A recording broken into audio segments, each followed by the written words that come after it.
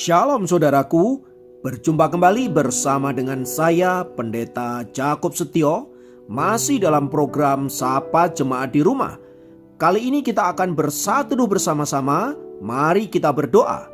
Bapa kami rindu, firman-Mu sungguh memberkati kami, dan biarlah melalui renungan firman itu, kami semakin dikuatkan, diteguhkan di dalam pengiringan kami akan Engkau. Kami siap diberkati, terpujilah nama-Mu kekal selama-lamanya. Dalam nama Yesus kami berdoa, haleluya, amin. Firman Tuhan kali ini terambil dari Mazmur 28 ayat 7. Mazmur 28 ayat 7 berkata, Tuhan adalah kekuatanku dan perisaiku, kepadanya hatiku percaya. Aku tertolong sebab itu beria-ria hatiku, dan dengan nyanyianku aku bersyukur kepadanya. Saudaraku, bagi Raja Daud, Tuhan adalah penolong satu-satunya dalam hidupnya. Berbeda dengan raja-raja Israel yang lain yang senantiasa mengandalkan kekuatan tentaranya, mengandalkan kekuatan sekutu-sekutunya, dan mengandalkan kekuatan senjata mereka, Raja Daud justru memilih untuk menempatkan Tuhan sebagai kekuatan dan perisai di dalam hidupnya. Memang kehadiran Tuhan itu tidak kelihatan, tetapi cara ia bekerja sungguh dahsyat dan luar biasa.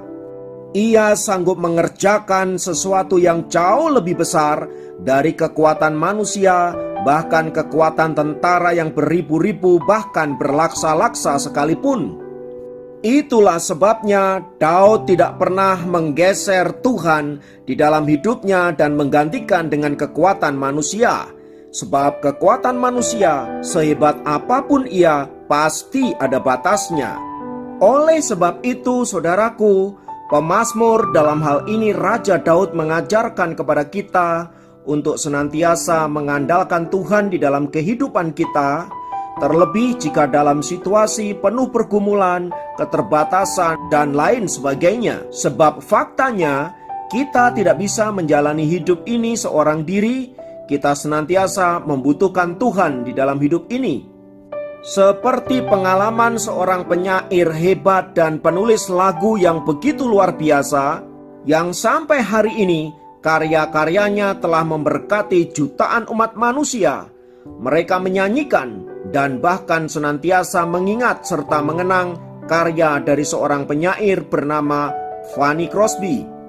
Salah satu lagu karya daripada Fanny Crosby ini berjudul Mampirlah Dengar Doaku. Lagu itu saya kira sangat familiar di telinga kita.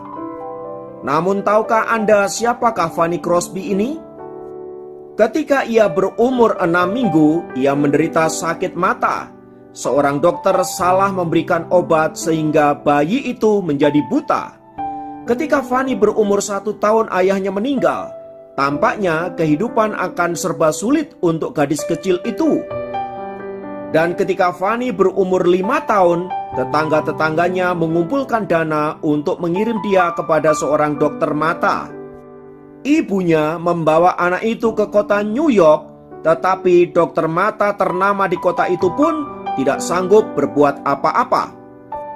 Dan meskipun mata Fanny tidak berguna, tetapi telinga dan pikirannya tajam sekali. Pada umur 8 tahun ia sudah mulai menulis sebuah syair. Bukan hanya itu, pada umur 10 tahun ia telah berhasil menghafal kelima kitab pertama dalam Perjanjian Lama dan keempat kitab Injil dalam Perjanjian Baru. Ketika Fanny berusia 15 tahun, ia diperbolehkan pindah ke kota New York dan bersekolah khusus untuk mereka yang tunanetra.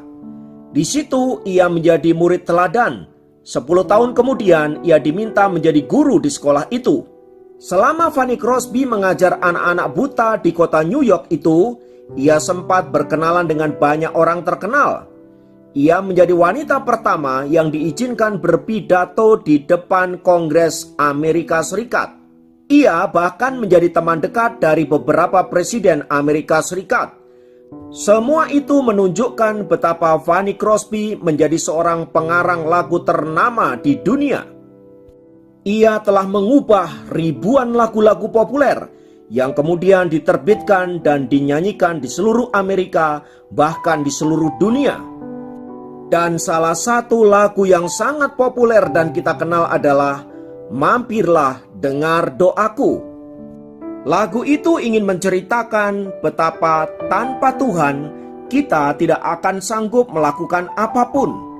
Itulah sebabnya mengapa kita perlu mengundang Tuhan mampir dalam kehidupan kita, untuk melawat kita, untuk menolong kita, dan untuk membimbing kita, agar kita senantiasa ada di dalam jalan-jalannya dan hidup dalam kebenarannya. Terlebih dari semua itu, agar kita dapat menikmati berkat-berkat dan kasih kemurahan Tuhan dalam hidup ini. Fanny Crosby meyakini bahwa di luar sana ada begitu banyak orang-orang yang telah ditolong oleh Tuhan, ada begitu banyak orang-orang yang telah dipulihkan oleh Tuhan. Tuhan yang sama, Ia juga bisa menolong kehidupan kita, asal kita membuka diri dan mengundang Tuhan untuk boleh melawat hidup kita secara pribadi. Tampaknya lagu itu terinspirasi dari pengalaman hidupnya, bagaimana Tuhan telah menolong hidupnya sedemikian rupa, sehingga dia dapat melihat bagaimana kekuatan Tuhan, mujizat dan kuasanya telah membuat dirinya dari seorang yang biasa saja menjadi orang yang luar biasa dan dipakai Tuhan untuk memberkati orang di seluruh dunia. Itu adalah hal yang luar biasa tentunya. Fanny Crosby ingin mengingatkan bahwa siapapun bisa dipakai Tuhan secara luar biasa. Siapapun dapat diberkati dan menjadi berkat.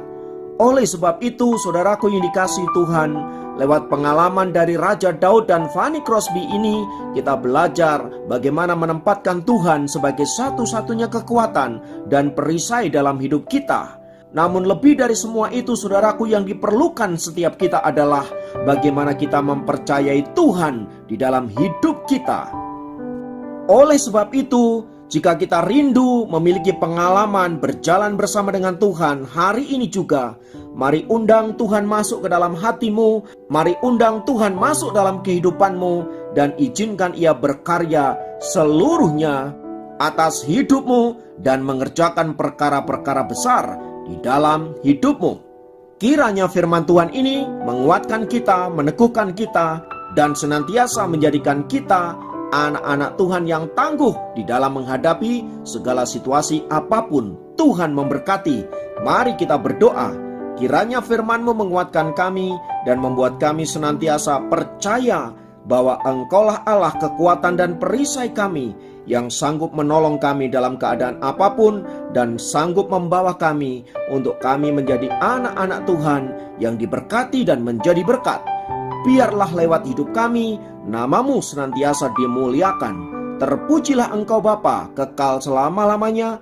Dalam nama Tuhan Yesus kami berdoa. Haleluya. Amin.